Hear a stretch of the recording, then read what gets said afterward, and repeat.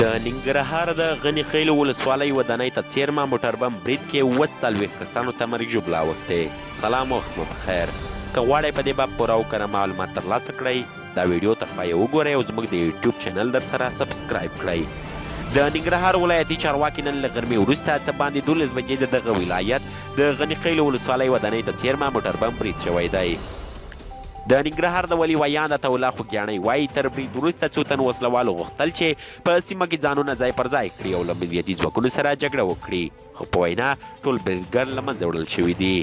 د نوموړي د معلوماتو له مخې په دې چاودنه کې تر اوسه 14 تنه وژل شوي او تر 10 زیات ټپیان دي. دوهم تعقیب د ولي ویان عطا الله خوږیاڼی وایي د پیښې له ځایه 15 جسدونه او 10 ټپیان روغتون ته لیږدول شوي دي.